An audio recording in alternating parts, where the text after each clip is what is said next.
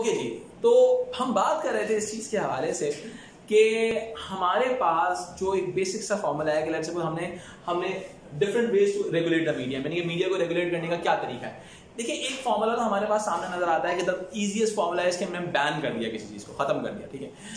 दूसरा फॉर्मूला ये आता है कि हम उसको क्या करें कि हम उसको कंप्लीटली फ्रीडम दें, ठीक है, जिसका नुकसान ये हो सकता है कि भाई वो चीज तो हमारे कंट्रोल से बाहर हो जाएगी, इंस्टेबिलिटी ले आएगी, ठीक है। तीसरा एलिमेंट ये होता है कि हम उसके साथ क्या करें, उसका पैरेलल कंटेंट क्रिएट करें। क्या क्रिएट करें बेटा? पैरेलल कंटेंट, ठीक है। पैरेलल कंटेंट क्रिएट करने का मतलब है कि लेट्स सपोज उस जैसा कोई दूसरा कंटेंट, जिस तरह से हम बहुत सारी गवर्नमेंट्स को देखते हैं, उन लोगों ने गवर्नमेंट्स ने भी अपने यूट्यूब चैनल्स लॉन्च किए हैं, ठीक है, ताकि क्या होता है कि गवर्नमेंट का पैरेलल व्यू सामने आ रहा हो, ठीक है। तो आज की दुनिया के अंदर बड़ा इफेक्टिव तरीका तो यही है कि यार हम इस चीज फॉर्मूले को फॉलो करें, ठीक है, कि हमारे पास पैरेलल कंटेंट आ रहा हो। अब देखिए, जैसे कल मैं फवाद चौधरी साहब का बयान सुन रहा था, तो उन्होंने कहा कि भाई जब वो इंफॉर्मेशन मिनिस्टर थे तो उन्होंने ये चीज नोटिस की कि गवर्नमेंट जो है इस साल पहली मर्तबा डिजिटल मीडिया के ऊपर बजट बना रही है, डिजिटल मीडिया को एडवर्टाइजमेंट देगी, और अगले 5 से 10 सालों में वो बजट बढ़ता चला जाएगा क्योंकि ओवरऑल मार्केट उसमें बढ़ती जा रही है। तो यानी कि गवर्नमेंट को भी अब सहारा डिजिटल मीडिया का लेना पड़ेगा। ट्रेडिशनल मीडिया के फॉर्मेट खत्म हो गए, तो ट्रेडिशनल मीडिया को रेगुलेट करने के तरीके भी पुराने हो गए। सर, तो टेक्नोलॉजिकल एस्पेक्ट जो है मीडिया रेगुलेशन में आएगा। बिल्कुल आता है, टेक्नोलॉजिकल एस्पेक्ट बहुत बड़ा इंपॉर्टेंट रोल है कि भाई आपका जो 5G है, ये तो हवावे वाले मसला हो गया, वरना 5G बहुत पहले आ चुका होता है। जब 5G आएगा तो बहुत सारी चीजें चेंज हो जाएंगी सिस्टम्स के अंदर। हाँ, ये तो बात ठीक है। पहले 1 GB की फाइल डाउनलोड या अपलोड करना एक बड़ा अजाब काम था, अभी 10-15 मिनट का काम है, इतना कोई मुश्किल काम नहीं है। आप सोचो जब 5G आएगा तो और आसान हो जाएगी ये चीज, 2 सेकंड, ठीक है। अच्छा जी, वाई, अब सवाल ये होता है कि ये तो हमने बात कर दी how the media is regulated. अब एक सवाल उठता है, why media is regulated. Media को रेगुलेट करने की आखिर जरूरत क्यों आती है, ठीक है। देखिए, इसके अलावा सबसे इंपॉर्टेंट चीज जो होती है ना, इसकी जो वजह होती है वो होती है मैनेजमेंट ऑफ इंफॉर्मेशन। क्या होती है बेटा? Management of information. यानी कि आप जो हैं देखिए, हद से ज्यादा नॉलेज आपको मिल जाएगी ना, आप पागल हो जाएंगे, जो बात है, ठीक है। इंफॉर्मेशन का एक्सेस, सोर्स ऑफ इंफॉर्मेशन जो है वो बड़ा परेशान गुन बायस होता है, ठीक है। आपकी सोसाइटी में बड़ी इंस्टेबिलिटी आ जाएगी अगर एक्सेस इंफॉर्मेशन आपकी सोसाइटी के अंदर आना शुरू हो जाएगी, ठीक है। अच्छा, इसके अलावा बहुत सिंपल सी बात ये होती है अब देखिए, टू मेंटेन पब्लिक ऑर्डर। देखिए, बहुत सिंपल सी है कि हम क्या चाह रहे हैं। देखिए, टू मेंटेन के अलावा ज्यादा बेटर वर्ड होगा to protect the public order, society के अंदर जो ऑर्डर है। अदरवाइज अगर मीडिया कंट्रोल नहीं किया जाएगा, अगर आप हद से ज्यादा फ्रीडम ऑफ स्पीच दे देंगे तो जिसकी जो मर्जी आएगी करेगा, ठीक है। आपकी सोशल वैल्यूज, मोरल वैल्यूज कहीं जाए, कहां जाएंगी, कुछ नहीं कह सकते। सर, इस पॉइंट वैसे लिख सकते हैं, टू इंश्योर पब्लिक वेलफेयर कह सकते हैं, वेलफेयर नहीं कहेंगे, पब्लिक ऑर्डर कहेंगे, सही। अच्छा, इसके अलावा to protect public order,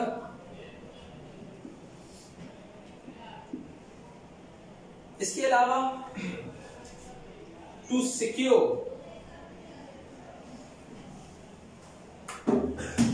government instruments.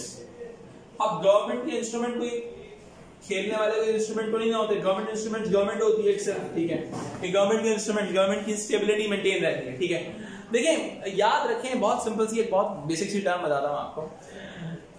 कभी कभार इंफॉर्मेशन का बहुत जल्दी आ जाना सोसाइटी के लिए नुकसान का बायस होता है। मोहतरमा बेनजीर भुट्टो साहिबा की शहादत हुई, ठीक है, और उसके बाद पूरे मुल्क के अंदर फसादात खड़े हो गए, वायलेंस हुआ, बहुत ज्यादा लोगों ने बहुत लूट मार मची, ठीक है, बहुत लोग मारे गए। आप सोचें अगर आपका मीडिया थोड़ा सा कंट्रोल्ड होता तो आप वो खबर को 2 या 3 घंटे के लिए डिले कर देते ताकि घर लोग जल्दी सही पहुंच जाते, जो होता हंगामा होता। समझ रहे मेरी बात? तो ऑटोमेटिकली जाने के उसके बाद 2-3 घंटे रोक दी जाती खबर, तो उसका इम्पैक्ट ये होता कि आपकी सोसाइटी के अंदर नुकसान होने से बच जाता है। ब्रेकिंग न्यूज वाला, हाँ, वो ब्रेकिंग न्यूज वाला नहीं बनता, सही है। लेकिन अब सवाल ये है कि क्या रेवेन्यू इंसानी जान से बड़ा इंपॉर्टेंट चीज? सही है, एक क्वेश्चन कि भाई कि आप क्या इंसानी जान को आप 1 अरब रुपए में वापस ला सकते हो? नहीं है, बिल्कुल नहीं। सही है। तो ये एक बहुत बड़ा सवाल है जो प्रॉब्लम क्रिएट करता है, ठीक है। अच्छा, इसके अलावा हम ये एक और बात भी कह सकते हैं, प्रोटेक्शन ऑफ इंडिविजुअल राइट्स। जैसे मैं आपको एक पाकिस्तान के लॉ के बारे में थोड़ा समझाता हूं आपको कि इंडिविजुअल राइट्स का एलिमेंट क्या चीज होती है। That's a very basic thing, ठीक है। पैमरा एक, तुम लोग अगर इंशाल्लाह पाकिस्तान की मीडिया के भी काम करोगे तो ये इसमें सामने पैमरा के रूल्स एंड रेगुलेशन में नजर आएगी कि चादर और चार दीवारी का तहफ़्फ़ुज़ यकीनी बनाया जाए। चादर और चार दीवारी का तहफ़्फ़ुज़ यकीनी बनाया जाए, यानी कि प्रोटेक्शन ऑफ इंडिविजुअल राइट्स। अगर कोई इंसान एक चार दीवारी में बैठ के कोई हरकत कर रहा है, उसको करने दो, तुम्हारा ये हक नहीं पहुंचता कि कैमरे लेके अंदर घुस जाओ। एक सेकंड, सही, ये तो फिर इतनी चीजों से डिफर कर जाएगा, फिर बहुत सारी चीजों डिफर कर जाएगा। हाँ, देखिए बहुत सिंपल सी बात है। एक वो प्रॉब्लम है जो एक ऐसा बंदा रिश्वत ले रहा है एक कमरे में बैठ के, गवर्नमेंट मिनिस्टर, एग्जैक्टली मिनिस्टर, तो अब वो क्या है कि ऑटोमेटिकली उसका इम्पैक्ट पूरी सोसाइटी पे आ रहा है, ठीक है। अगर एक बंदा घर पे बैठ के अपने कमरे घर के अंदर बैठ के ड्रग यूज कर रहा है तो भाई वो अपनी जात को नुकसान पहुंचा रहा है, ठीक है। तो अब लेट्स सपोज कोई बंदा एक जगह पे बैठ के शीशा पी रहा है, सही है, शीशा एज पर द लॉ तो सही नहीं है, लेकिन वो क्या है, बंदा अपने घर के अंदर कर रहा है, आपको ये राइट नहीं पहुंचता। अच्छा, अगर आप दिखा भी रहे हो, अगर आपने अंदर बहुत, आपने कहा भाई हमें बहुत तुरम खाना है, तो हमने आप दिखा भी रहे हो तो आपने उनके फेस ब्लर करने, सही है। तो क्या है, आप प्रोटेक्शन ऑफ इंडिविजुअल राइट, सही है। इसके अलावा अगर हम बात करते हैं इसके अलावा जो कहते हैं ना कि जो पब्लिक मीन्स ऑफ कम्युनिकेशन का जो नेगेटिव यूज होता है उसको कंट्रोल करना होता है, सही है। पब्लिक मीन्स क्या है कि आपने अगर कोई खबर लीक कर दी, भाई खबर हो सकता है सही हो, लेकिन उसका इम्पैक्ट टू द सोसाइटी क्या हो, हर किसी को उसका डिफरेंट इम्पैक्ट, सही है। तो वो इम्पैक्ट पूरी सोसाइटी में डिस्ट्रप्शन पैदा कर सकता है। वही मैंने आपको मेरे हिसाब वाली एग्जाम्पल दी कि भाई वो एक जो इंसिडेंट है, सही है, अगर आप उस इंसिडेंट को ध्यान में रखो तो आप एक्सेसिव इंफॉर्मेशन जो है आप ब्रेकिंग न्यूज के चक्कर में सबकी जाने खतरे में होंगे। अच्छा, इसके अलावा अगर हम बात करें इसके अंदर एक और वजह भी होती है, to establish free media market, यानी कि आप एक ओपन कंपटीशन रखें।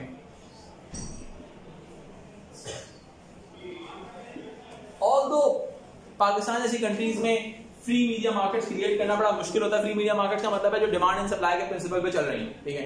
हमारे यहाँ मीडिया मार्केट्स किसी और प्रिंसिपल पे चलती है, पाकिस्तान का पोर्टफोलियो नहीं है, लेकिन दुनिया के अंदर ये कोशिश होती है कि फ्री मीडिया मार्केट्स हो, यानी कि परफेक्ट कंपटीशन हो, यानी कि कंपटीशन क्रिएट किया जा रहा हो। रादर देन दिस के भाई मेरे मिनिस्टर से ताल्लुकात है तो मेरे चैनल को ऐड ज्यादा मिल रहा है, तुम्हारे ताल्लुकात थोड़े से इस गवर्नमेंट से खराब है, तुम्हें ऐड नहीं मिल रहा, ठीक है। ऐसा होता है पाकिस्तान के अंदर, ये प्रॉब्लम्स हैं, एग्जिस्ट करती हैं, ठीक है।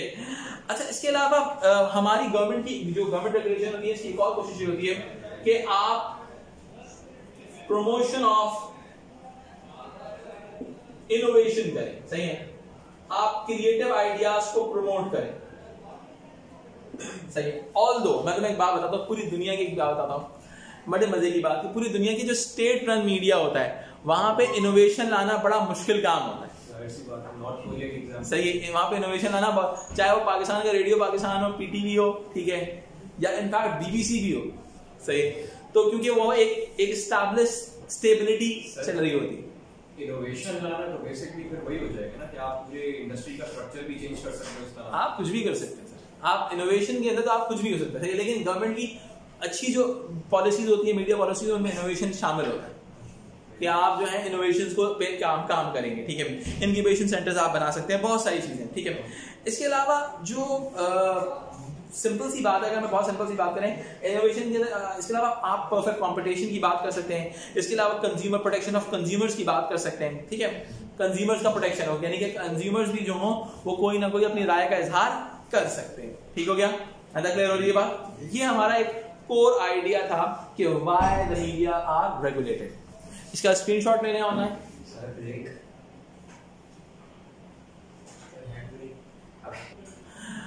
ओके जी, तो थोड़ा सा आगे बढ़ते हैं हम, और हम आज थोड़ा सा स्टडी करते हैं हिस्ट्री ऑफ मीडिया रेगुलेशन को कि मीडिया की जो हिस्ट्री है रेगुलेशन की वो किस तरीके से आगे बढ़ रही है। कहा जाता है तकरीबन 15th सेंचुरी के अंदर सही इन्वेंशन ऑफ प्रिंटिंग प्रेस हुई। क्या हुई? Invention of printing press innovate किया गया। ठीक है जी। अब जो चीज पैदा होती है तो भाई पहले तो बड़े पॉजिटिव चीजें होती है, भाई वाह क्या चीज है, लेकिन over the period of time के पास क्या हुआ, पता चला कि भाई इस मशीन के थ्रू तो आप स्टेट और चर्च के खिलाफ कुछ भी छाप सकते हैं। Am I right? स्टेट और चर्च के खिलाफ आप कुछ भी छाप सकते हैं। अब क्या होता है कि फिर उसके ऊपर हुआ ये, इस प्रिंटिंग प्रेस के ऊपर implementation of regulation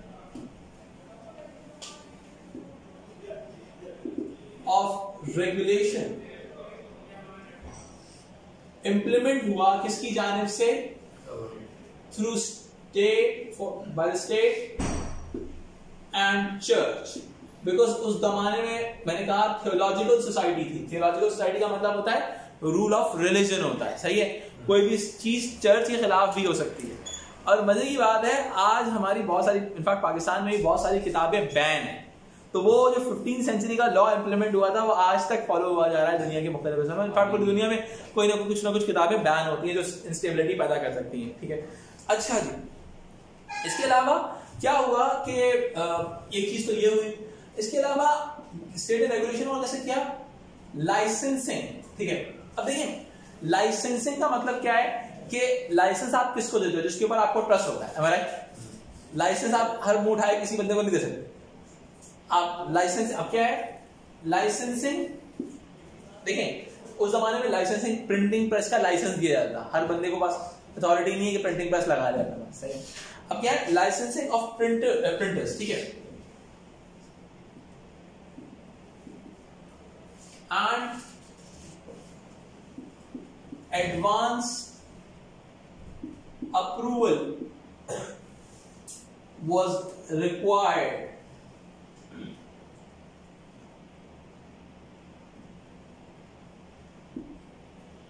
by the church and state। यानी कि आपने कोई भी चीज छापनी है तो उसकी आपने अप्रूवल लेनी पड़ेगी, मुंह उठा के कोई भी चीज छाप नहीं सकते। ठीक है, अच्छा। इसके अलावा export and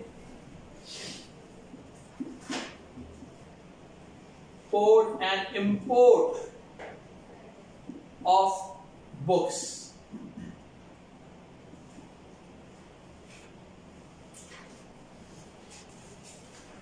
books were controlled, यानी कि कौन सी बुक सोसाइटी में आएगी और कौन सी बुक सोसाइटी से बाहर जाएगी ये भी कंट्रोल किया जाता था, सही है। अच्छा, इसके अलावा पनिशमेंट्स भी दी गई हैं उस दौर के अंदर। अगर हम प्रिंटिंग प्रेस के एरा की बात करें तो पनिशमेंट्स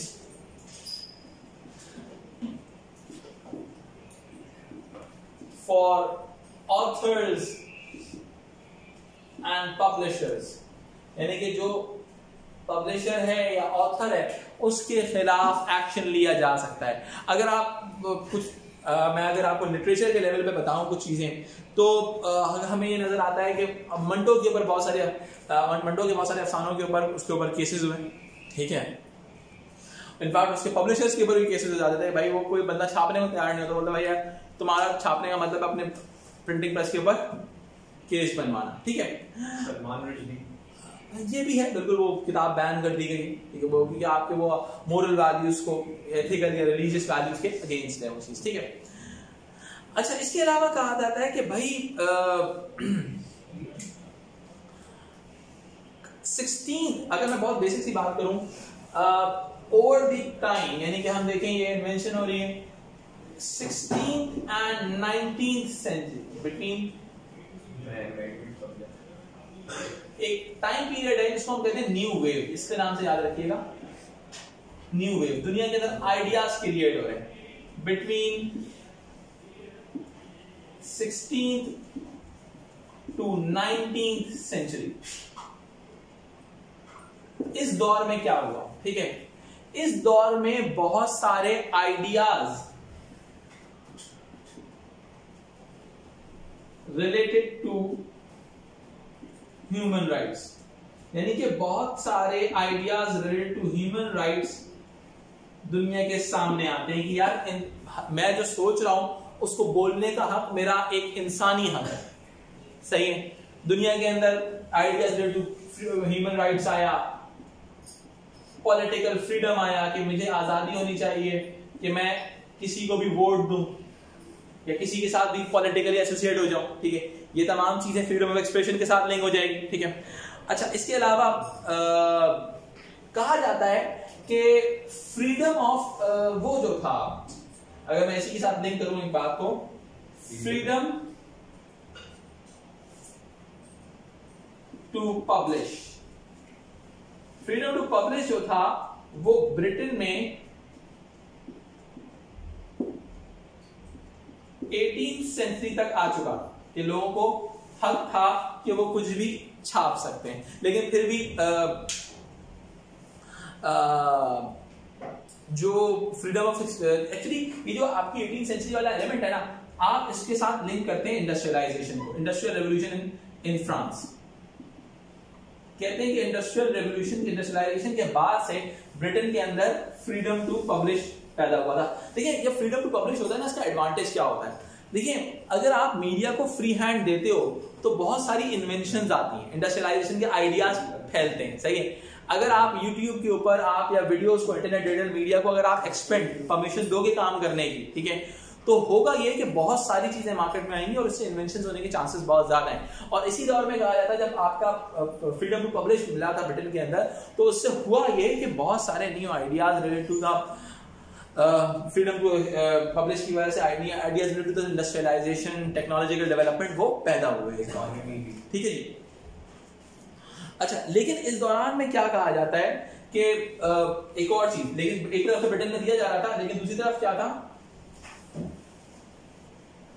ब्रिटिश कॉलोनीज जो थी, कॉलोनियल एलिमेंट जो था, ब्रिटिश कॉलोनीज वर डिप्राइव्ड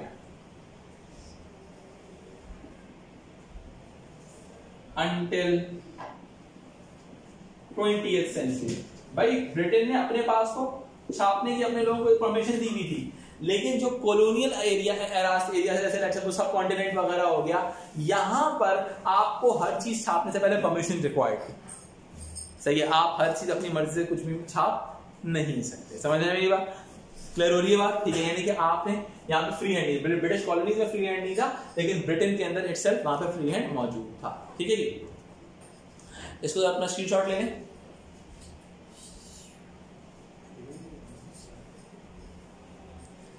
स्क्रीनशॉट ले लें। फिर over the period of time क्या होता है, ठीक है जी, अगर मैं इस चीज को थोड़ा सा और आगे लाऊं, मैंने अभी आपके साथ क्या किया, 15, 16, 18 और 19 सेंचुरी की हमने बात की कि भाई 15 to 19 सेंचुरी क्या हो रहा था, लेकिन जब हम 20th सेंचुरी की बात करते हैं, ठीक है, जब हम 20th सेंचुरी की बात करते हैं तो उसके अंदर सेंट्रलाइज्ड कम्युनिकेशन सिस्टम्स आए। ठीक है, जिसके अंदर हम कहते हैं कि इलेक्ट्रॉनिक मीडिया जो था इस दौर की इन्वेंशन में शामिल था। अब देखिए जब मीडिया चेंज होगा, टेक्नोलॉजी चेंज होगी, तो उसको रेगुलेट करने के तरीके भी आपको चेंज करना पड़ेगा। सही है, जिसके अंदर आपके पास क्या हो जाता है, जिसमें आपको एक तरह से टीवी भी आ जाता है, आपके पास रेडियो भी आ जाता है, टेलीग्राफ भी आ सकता है। ठीक है जी, तो ये तमाम चीजें आ सकती हैं। ठीक है, these media were closely regulated by the national laws and that were more or less a scheme of international agreement relating to technical requirements। ठीक है, अब देखो मेरी बात सुनो, इसको कंट्रोल करने के लिए सेंट्रलाइज्ड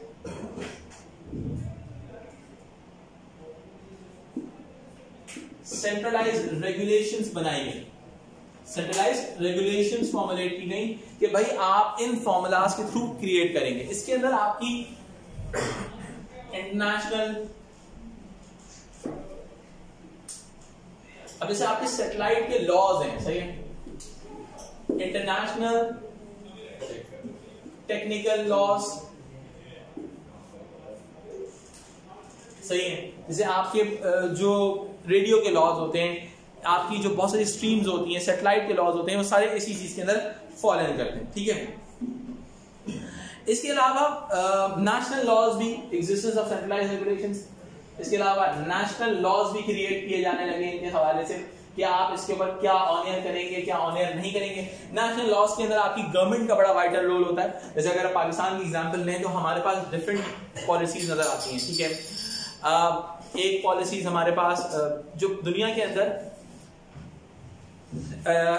टेलीविजन मीडिया एस्टैब्लिश हो रहा था। एक मिनट देखिए, एक बात जहन में रखिएगा, आपकी जो 20th सेंचुरी की हम बात करते हैं, 1980s 1970s की जब हम बात करते हैं, तो नेशनल लॉज पे आपकी जो पॉलिटिकल पॉलिसीज होती हैं, सही है, पॉलिटिकल हो गया, आपकी नेशनल लॉज के ऊपर इंपैक्ट जो आता है मीडिया रिलेटेड लॉज, क्योंकि मीडिया के अंदर लॉज आपको कंटिन्यूसली चेंज करने पड़ सकते हैं, ठीक है।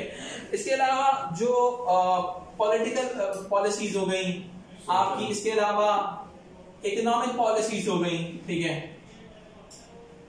उसका इंपैक्ट बहुत ज्यादा नजर आने लगा, सही है। इकोनॉमिक पॉलिसीज का मतलब यह कि आपने चाइना के साथ एग्रीमेंट किया, सही है, ट्रेड वॉर ने एग्रीमेंट किया, आपने अपने टेलीविजन के ऊपर चाइनीज चैनल से गाना शुरू कर दिया लोगों। It could be like that, ठीक है। अगर मैं आपको पिछली कहानी की तरफ लेके चला जाऊं, 1980s, सही है आप, ठीक है, 1977 के बाद जिया साहब का दौर आता है, पाकिस्तान ने एक नई जंग का अपनी जिंदगी में आगाज कर लिया जिसको हम तालिबान वॉर कहते हैं। हमने कहा हम रशिया के खिलाफ लड़ेंगे। अब रशिया के खिलाफ लड़ने के लिए हमने प्रोटेक्शन ली इस्लाम की, सही है, इस्लामिक प्रोटेक्शन ली।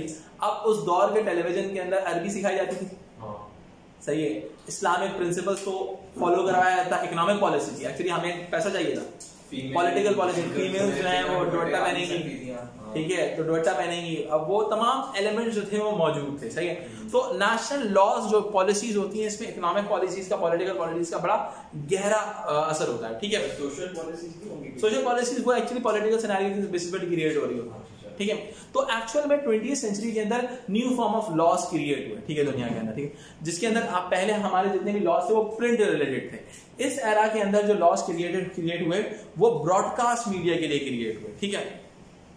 अच्छा, इसके अलावा अगर हम बात करते हैं इसी 20th सेंचुरी के अंदर आपका सिनेमा फिल्म क्रिएट हुआ। क्या किया? सिनेमा फिल्म क्रिएट हुआ, ठीक है। इसी एरा के अंदर हमारे पास ब्रॉडकास्ट मीडिया क्रिएट होता है, ठीक है। ब्रॉडकास्ट मीडिया हो गया, सिनेमा फिल्म हो गया। आपने ऐसी नई अथॉरिटीज बनानी थी, कुछ अथॉरिटी, देखो मेरी बात सुनो, सिनेमा फिल्म की अथॉरिटी रेगुलेट करने की डिफरेंट होगी, ब्रॉडकास्ट मीडिया को रेगुलेट करने की अथॉरिटी डिफरेंट होगी। जैसे अगर मैं बहुत सिंपल सी बात करूं, पैमरा हो गया, अगर मैं पाकिस्तान की बात करूं,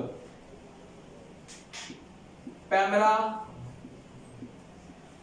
पीटीए, ये दो अथॉरिटीज आपकी ब्रॉडकास्ट मीडिया को कंट्रोल करने के लिए बना दी गई। सिनेमा फिल्म के लिए आपने सेंसर बोर्ड बना दिया। अच्छा, मजे की बात बता दूं आपको, पाकिस्तान के हर स्टेट का सेंसर बोर्ड अलग है। आपने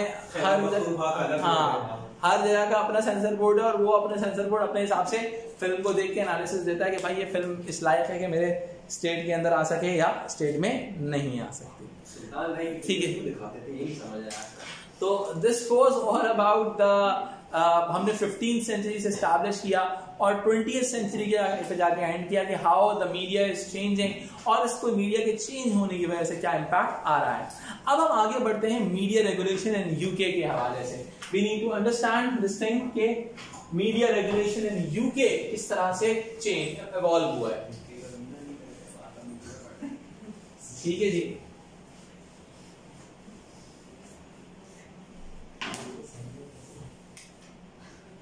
media regulation in the UK, कि भाई मीडिया रेगुलेशन जो है वो यूके में कैसे नजर आता है, ठीक है जी। देखिए कुछ अथॉरिटीज हैं, ठीक है। अगर मैं बहुत बेसिक सी अंडरस्टैंडिंग से आपके बात करूं, एक है हमारे पास यूके के अंदर press recognition,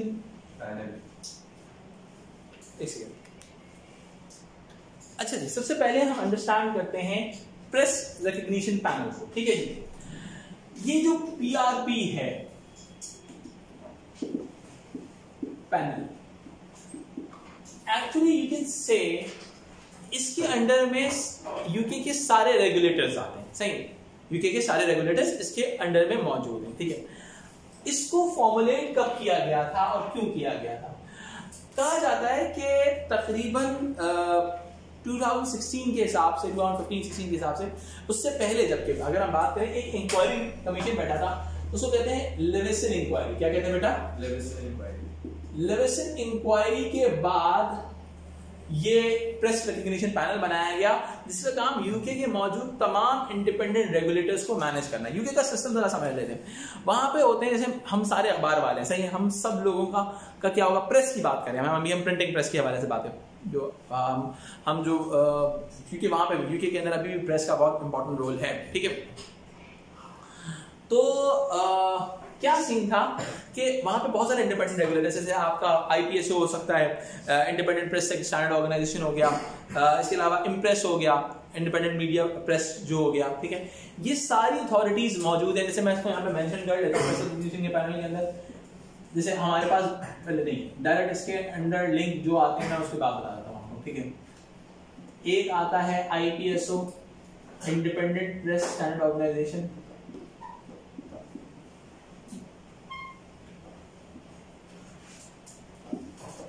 press standard organisation, सही है। इसके अलावा इम्प्रेस आ जाता है, ये 2016 के हिसाब से मैं आपको बता रहा हूं। ठीक है, impress independent media press,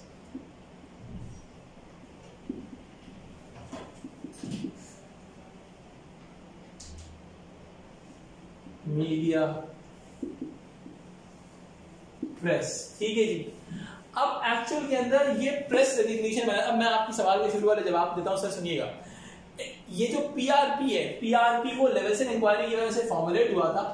actual में ये चार्टर का मोहताज है। किसका मोहताज है बेटा? चार्टर का। और डेविड कैमरन भाई ने एक बड़ा नेक काम किया था कि अगर आपने प्रेस चार्टर में चेंजिंग लानी है तो आपको 2/3 मेजॉरिटी चाहिए होगी ब्रिटिश पार्लियामेंट के अंदर और हाउस ऑफ लॉर्ड्स के अंदर भी। यानी कि कोई गवर्नमेंट जिसकी 2/3 मेजॉरिटी से कम है, वो प्रेस रेगुलेशन के अंदर कोई इंटरफेरेंस कर ही नहीं सकती। सही है, ये इंडिपेंडेंट अथॉरिटी है प्रेस रेगुलेटरी में, जो आपके चार्टर के मुताबिक देखेगा, जो चार्टर के मुताबिक देखेगा कि भाई ये जो सिस्टम है हमारा, जो एग्जिस्टिंग सिस्टम है, वो जो एग्जिस्टिंग हमारे इंडिपेंडेंट बॉडीज हैं, ये सारी बहुत सारी ये इंडिपेंडेंट बॉडीज जो हैं वो किस हिसाब से काम कर रही हैं, वो यूके के लॉ के हिसाब से काम कर रही हैं, यूके लॉ के हिसाब से काम नहीं कर रहे हैं। ठीक है, अच्छा अगर मैं बात करूं आईपीएसओ के हवाले से, ठीक है, ये जो फॉर्मुलेट हुई थी 2014 के अंदर हुई थी। ठीक है, अच्छा इसके अलावा जो कहा जाता है ये लार्जेस्ट रेगुलेटर है। क्या है बेटा? ये लार्जेस्ट रेगुलेटर है। इस देखो रेगुलेटर का मतलब क्या है, यहाँ पे सिस्टम क्या समझिए, सिस्टम समझिएगा। देखिए मेरी बात समझिएगा, नुमान साहब समझिएगा। जी सर। 10, 15, 20, 25 प्रेस पब्लिशर्स हैं, वो सारे आईपीएसओ के साथ रजिस्टर होगा। क्या होगा? आईपीएसओ के साथ रजिस्टर होगा। आईपीएसओ को वो फीस देंगे अपने आप को रेगुलेट करवाने की। विदाउट रेगुलेटर से रजिस्टर हुए हुए आप कोई भी चीज ऑन एयर नहीं। ठीक है, तो इस तरह से क्या होता है, इन रेगुलेटर्स को गवर्नमेंट को फंड नहीं करना पड़ता, ये रेगुलेटर सेल्फ फंडेड होते हैं, क्योंकि जिनको ये रेगुलेट करें उन्हीं से फीस ले लेते हैं। समझ आई बात? सही है। तो आप वरना तो एक्सपेंस है ना यार। अगर आज हम कैमरा और पीटीए बेयर कर रहे हैं तो इसके पैसे कौन देता है? मैं और आप देते हैं। एग्जैक्टली। अगर आप कैमरा और पीटीए को ये लगाएंगे भाई आपने पैसा अपना खुद क्रिएट करना है, ऑल्दो पीटीए किसी हद तक करता भी है, लेकिन वो टीवी चैनल से कम करता है, लेकिन ज्यादातर वो मोबाइल कंपनी से ज्यादा करता है। ठीक है, तो 2015 इसके अलावा क्या होता है कि लार्जेस्ट रेगुलेटर कंसिडर किया जाता है। लेकिन एक प्रॉब्लम है इसका प्रॉब्लम ये है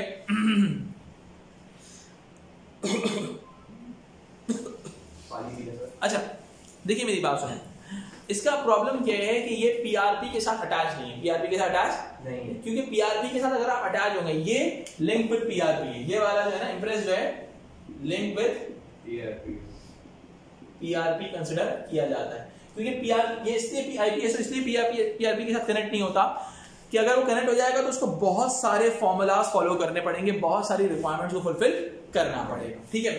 अच्छा, इसके अलावा अगर मैं बात करूं यूके मीडिया रेगुलेशन यूके के हवाले से, तो हमारे पास एक बहुत बड़ी अथॉरिटी है जो शायद मैं समझता हूं जिसको स्टडी करना सबसे ज्यादा जरूरी है, ऑफकॉम, ऑफिस ऑफ कम्युनिकेशन, सही है। इसका जो डायमेंशन है ना, ठीक है, ये एक्चुअल के अंदर आपका इलेक्ट्रॉनिक मीडिया को भी हैंडल करता है,